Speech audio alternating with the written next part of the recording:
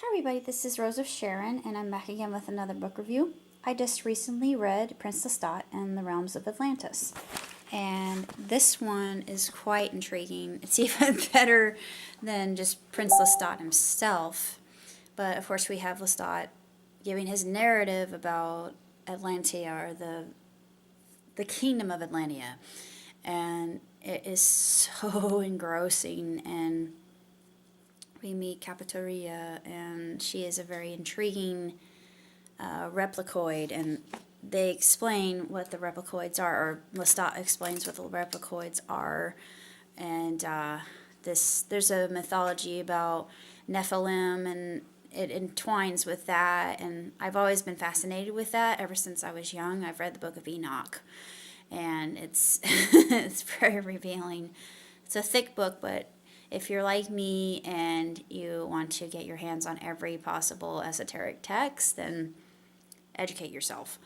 Uh, yeah, because it really irks me that the Holy Church would decide, oh, well, we can't have that in our Bible.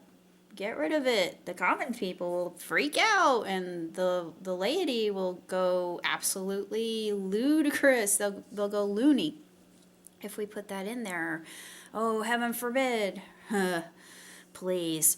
But thankfully, the Qumran scrolls were found, the Essenes kept them tightly sealed, and we still have a lot of this information intact, though. A lot of it has undergone a lot of weathering. However, thanks be to God, we still have that information, and some of it is still being deciphered, and there are places in Israel that they've unearthed, and they're finding more and more information of the Gospels, the ones that they call the pseudo-epigrapha. But anyway, it's enough about that. This book isn't about that.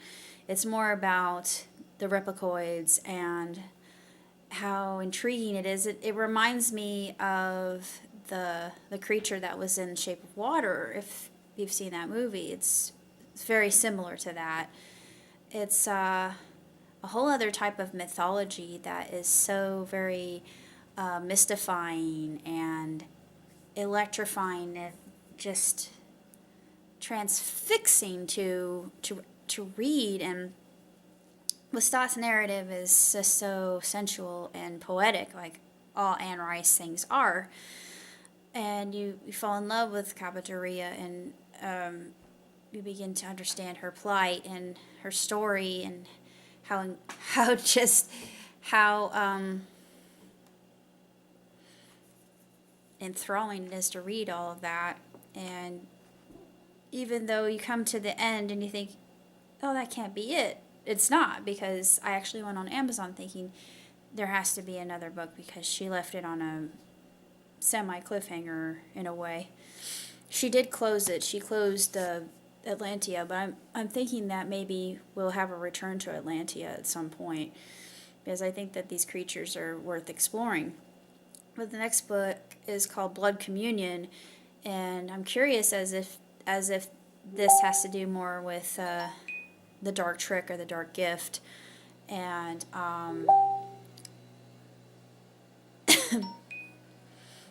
vampires in and of themselves, and the modern era. And this is more dealing with mythology, but I do believe that Atlantis exists. I don't have that much to say about the book, other than it's like everything else that Anne's written.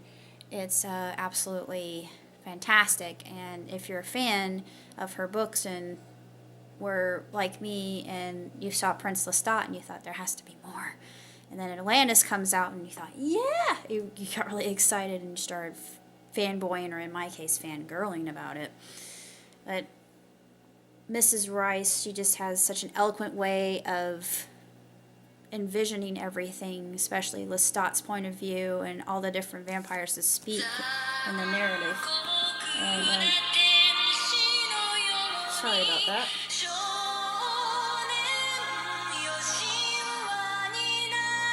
I'm not answering that call because I don't know where they're coming from.